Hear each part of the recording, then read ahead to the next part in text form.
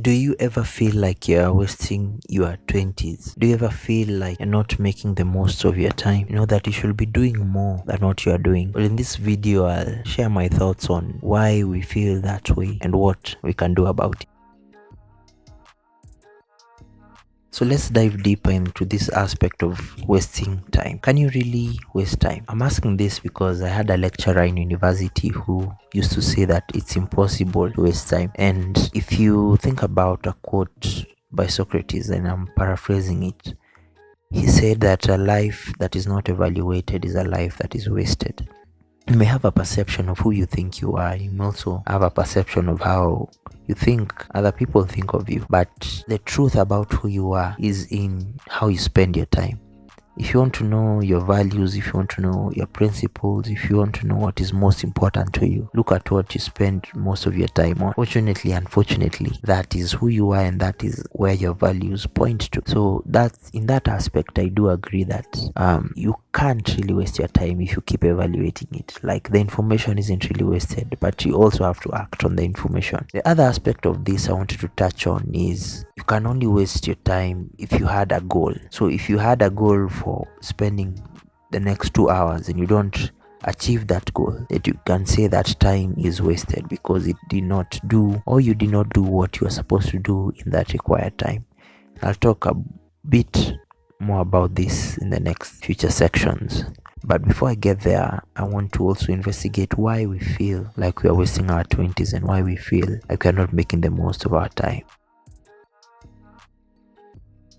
So I have two hypotheses for this. One is for people who use social media and one is for those who don't use it or don't use it as much. So for those who use social media is basically a highlight reel, or at least most of it is a highlight reel. You get to see people posting themselves in their best, in the best lighting, the selfies with their best friends, in the best restaurants with the beautiful meals, maybe things you can't afford. If you're in my case, they're posting food you can't afford in places you can't afford to go, and wearing clothes you can't afford to wear, and driving cars you can't afford to have, and also getting jobs that you dream of. If you're in LinkedIn, you see people getting promotions, you see people making progress in their careers, and maybe you're there unemployed looking for a job or not even able to work in some cases. So when you see other people's highlights, it's really easy to look at your own life and think that it's boring, think that it's dull, think that you're behind because you're not doing what other people are doing, you're not where other people are, you're not achieving what other people are achieving. And it really fuels that feeling of, I need to do more, I've wasted time, I'm wasting my 20s, time is going, people are ahead of me. And for those who don't use social media, it's kind of the same thing, but this pressure now comes from internally, comes from yourself, and comes from your family and friends. When you think, and I use that word cautiously and deliberately, when you think that you should be at a certain stage, or when you have a goal even of being at a certain stage, by the age of 25 I wanted to be this, by the age of 22 I wanted to be this, by the age of 30 I want to be here, and you look at your life and you're not close to where you wanted to be, or you're not there yet, and the people around you, your friends, your family, or anyone keeps reminding you or showing you that you should be further than where you are right now, or unfortunately someone condemns you for not being where they think you should be, it fuels this feeling. And this feeling has a good aspect to it of, making you feel like you should be doing more, but it also has a bad aspect of it of making you feel low and making you feel sad that you're not where you should be, and tilting the other way of, since I'm not where I should have been by now, then why should I keep trying? So I think I've covered why we feel this way and the positive and the negative aspect of that feeling. So next I'll cover what should we do with this feeling and what should we do about it. How do we tackle it? I believe the best way to tackle this is by having goals, and not just general goals like financial stability, being in a relationship, or being married. Those may seem specific, but you can get a bit more specific than that. Okay, if I want to be financially stable, by what time do I want to be financially stable? How much money do I want by that time? How much income do I want by that time? How much savings do I want by that time? What will be my income streams? What will be my expenses? Where will I be getting this money? How will I be managing this money? What will be my budget? Will I be using any tools to get this money? Will I be looking for any professionals to help me? Where will I be staying? What will be my costs? And how will I sustain myself? You need to get into the nitty-gritty. Okay, if you want a relationship, if you want to get married, by what age do I want to get married? What type of person do I want to get married to? How many children do we want to have? What are my negotiables and non-negotiables? Have specific goals. Even for leisure, how do I want to be spending my leisure time? What kind of movies and series do I want to be watching? In my spiritual life, where do I want it to be? My physical life, what will I be doing to make sure my spiritual life and my physical life, are where I want them to be? What am I going to join a gym? What exercise am I going to be doing? Am I going to be reading daily devotionals? Am I going to be serving in church? Ask yourself these specific questions and answer them and write them down. Don't put them in your head. Put them on paper, because it will help you to be clearer. It will help you see the holes in your plans. So when you have a plan of how you want to spend your time, so you start with the big goals. I want to be financially stable. This is the amount I want to have. This is the amount I need to be earning in a year, a month, and get down to a day. What should I be doing every day in order for me to reach this financial goal? What should I be doing every day in order for me to reach this spiritual goal? What should I be doing every day in order for me to reach this physical goal? What should I be doing every day in order to meet this mental goal, psychological goal? Once you have those goals set, then you'll be able to see whether you wasted your time or not. You'll be able to sit down and say, today I woke up at this time, I did this, I did this, I did this, I did this. Okay, did whatever I do get me closer to my goal? Or did it get me farther away from my goal? Or did it not move me at all? So that you can objectively say whether your time is wasted or not, whether your resources are wasted or not, whether your 20s are wasted or not. Because if you don't have these goals, if you don't have a destination, then you can't get lost, but you also can't get anywhere. So you need these goals in place in order to objectively pull out the emotion out of the matter, pull out the feelings and the pressure out of the matter, and objectively say, am I wasting my time or not? And that's really how I think you can tackle this issue, by being serious with your life, by having specific goals, by knowing what you need to do every day in order to get those goals, so that you can say whether I'm wasting time or I'm using my time wisely, or I'm using my resources wisely. And I know that sounds like a big thing, but I'm going to break it down a bit more in the next two sections, giving you things that you should avoid while setting these goals and pursuing these goals, and things that you should remember. So first, I'll tell you the things to avoid. And initially I was going to bring a list of do's and don'ts. Don't play video games, don't eat junk food, don't sleep for less than 7 hours, and blah blah blah. But I realized life for everyone is different, because I've tried these things. I've tried following things I see online about how long you should sleep, how much you should eat, how much you should exercise. Some of them have worked and some of them haven't. So what I would say is, look at everything that you do, or you can decide, what should I reduce, what should I add, what should I remove, what new thing should I start doing, what thing should I stop doing. If I continue doing this thing, this is where I will end up. Do I want to be there, or do I want to be somewhere else? And then you'll be able to decide, I should stop doing this, or I should continue doing this, or I should look for something else to do, because the way I'm going is not the way, I'm not going to the destination that I want to end up to. So yeah, I guess that's how you decide what to drop and what to keep going on with. And if you stick to the end, I have a bonus section that I'll share how I decide, or what helps me to decide what to do, what not to do, where to go, where not to go, and all these things. So, but for the next section, I'll now tell you what, or the tips of what you should remember while you're setting these goals and pursuing these goals. Okay, the first thing to remember while you're setting these goals and pursuing these goals is that you are a human being. Human beings are limited. We can't stretch our limits, we can't extend our limits, but we are limited. And you have to remember that you're a human being, you're not a robot. So don't break yourself, because there's there's no body, there's no extra body, at least as of now. Maybe in future, with the advancements of science and technology, be able to have extra bodies that you can use.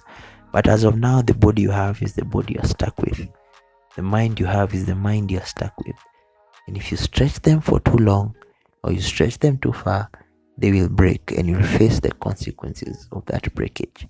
So remember to rest, know your limits, know when you can push, know when you can't, know when you can move and run and sprint, know when you can't.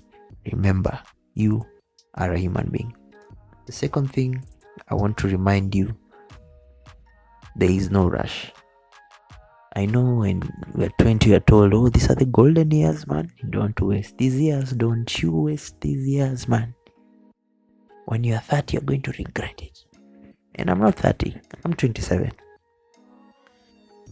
But observing people who are older, 40, 50, I've been privileged enough to have friends in all age groups. There's really no rush, because you cannot figure out everything when you're 20. You cannot figure out everything even when you're 30. People who are 60 haven't figured out everything. What you do is you figure out the next step. That's your goal. That's the plan. You set a goal, then you figure out the next step. And then once you've done the next step, you do the next step.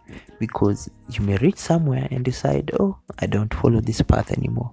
You may reach somewhere and decide, oh, this is not the goal I want, or I made a mistake, or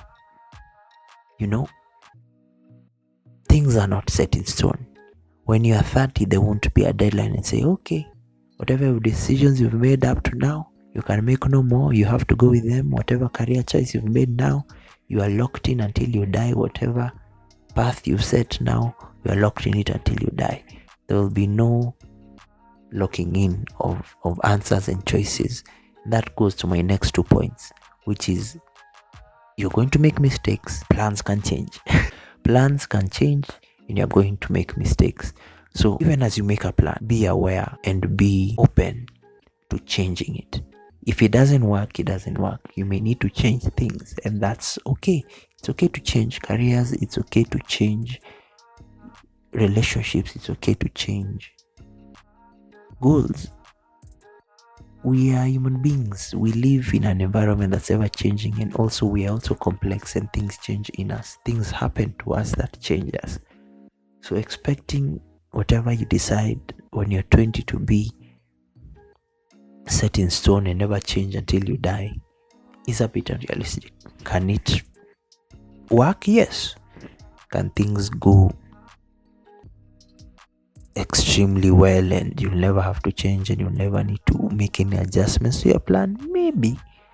But more often than not, you'll need to make changes, you need to make adjustments, you may need to go back, you may need to start over, you may need to do something completely different, and that's fine. And also, you'll make mistakes. Just accept now that you're going to make mistakes, so that when you make them, you won't be shocked. So, and also accept that other people will make mistakes, and also accept that the environment itself will not be conducive for perfection. So you may do your part, other people may do their part, and then the environment happens. Things just happen. Unfortunately, things happen. Flights are cancelled. You miss the meeting, you miss an interview. Power goes out. You miss a meeting, you miss a client. You get sick. You wanted to wake up, you can't wake up. Your body says no. Things happen. I'm not saying that you'll get sick. I'm not saying that your flights will be cancelled. I hope everything goes on well. But things happen. Mistakes happen. You are not perfect. Unfortunately, you can get near to perfect. Near perfection is possible. I want to tell you that. But you need to accept and you need to be aware that the world is not perfect, so that when mistakes happen, instead of getting shocked, which is okay, instead of getting depressed, which sometimes is okay as long as you get out of it sooner rather than later. When mistakes happen, you breathe, you pause, you breathe, you assess, and you result. Be solution oriented. Yeah, my final point is, after saying all these things of humans are limited, you can make mistakes, plans will change, is push yourself. You need to push yourself if you want to reach those goals you've written down. And I hope those goals, although being realistic, I hope they're challenging, because otherwise your brain and yourself, you won't be motivated enough to wake up in the morning. Human beings need things that are a bit challenging, something that is a bit outside your comfort zone, something that will push you a bit, make you sweat a bit, make you bleed a bit. So don't be afraid to push yourself. As I said in the first point, know your limits, but these limits thankfully can be extended. No one thought a human being could run 1 mile in less than, was it an hour or something like that? No one thought a marathon could be ran in less than 2 hours. People do it. Human beings push their limits, they stretch their limits, but you need to do it gradually. Don't go from 0 to 100 in one day. Go from 0 to 10. Next time go to 11. Next time go to 13. Next time go to 15. Slowly by slowly, grow slowly by slowly. You are stronger than you know. You are smarter than you think. And you can grow a muscle of resilience and persistence. There's this movie I watched called The Mother. Jennifer Lopez, I believe, is the one acting in it. And there's this part where she's training her daughter and she says, you're going to work harder than you ever thought you could. And you're going to find a reserve tank. And you're going to use that reserve tank and run out of it. And you're going to find another reserve tank in you. And you're going to run out of that. And you're still going to go on. So don't be afraid to push yourself. Make life an adventure of seeing how well you can execute your goals, how well you can live out your purpose, how well you can serve others, how well you can grow and have dominion, to live and have dominion, as the biblical God says, have dominion over this world. Don't be afraid to push yourself. Let me just stop there. I think I'm babbling a lot. But yeah, in conclusion, thank you for watching this video. There's a bonus section after this conclusion, actually. So stick around if you want to. Like, if you mess up your 20s, it doesn't mean your life is messed up. So relieve that pressure from yourself. The best thing you could do now is set a goal and go for it. Any goal is better than no goal. The worst thing you could do now is nothing. Through what I've described through my video, you know what nothing is. You know what something is. Just don't do nothing. Just don't sit and be depressed. Don't just sit down and wallow in the difficulty of life. Do something. Pursue a goal. Always make sure that you're pursuing a worthy goal, because that's the only way to learn. That's the only way to grow. And when you grow, you succeed. And when you succeed, you go again. Because that's what life is about. Life is about trying, either failing or succeeding, learning from that failure or success, and then trying again. Looking at the next step, going for that next step, achieving that next step, and then going for the next one. Just making that next step. Make sure you're always making a next step. Not seated, not wallowing, not waiting for life to happen, because life will never happen. If you remain stagnant, you will regress, because the world is always moving forward. So always make sure that you're moving, so that at the very least you're going at the same pace with the world. And if you reach this far, there's a bonus section right after this that I think will really help you have structure, really help you have peace, really help you have an assurance as we live out our 20s and live out our life. But if you need to go, thanks for watching, and goodbye. Congratulations on getting to this section. It's time for your bonus content. Full disclosure, I'll be talking about Christianity and why it works for me, why it makes me feel like I'm not wasting my 20s and I'm making the most of my time. So if you want to log off the video from now, it's okay.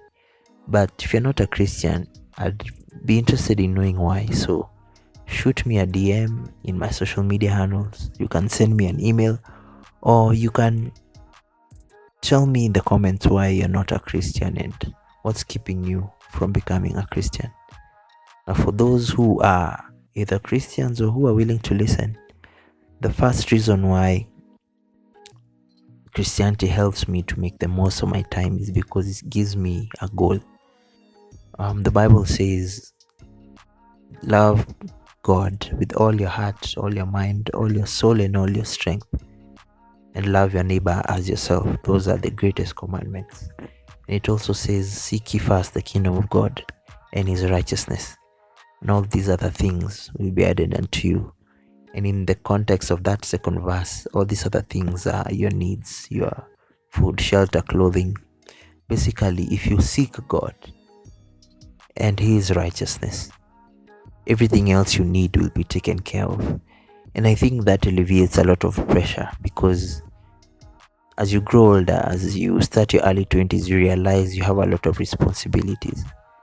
And especially if you start living alone, which I've not reached there yet, you realize you need to pay for electricity, for water, for food, for healthcare, medication, etc.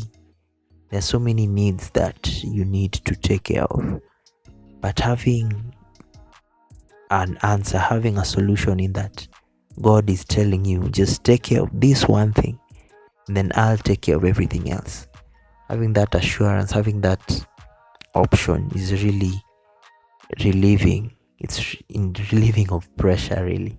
And I think that's a good way to live, and it's a simpler way to live. The second is it gives me parameters. So being a Christian comes with some values: love, gentleness, kindness, perseverance. Such things help me to get through everyday decisions and to make decisions faster. For example, I know that I shouldn't be unjust. I know that my decision should be loving. So there's some things I can't do, or things that I shouldn't do. And I know that how I should,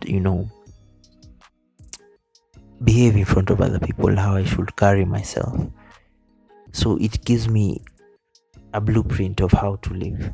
So I don't have to overthink and over deliberate decisions, and it's just simple. It just gives me a list. Do this, and I'm a person who likes lists. I'm a person who likes instructions.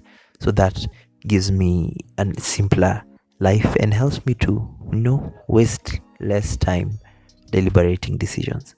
And finally is the final blessed assurance that we get from Christianity.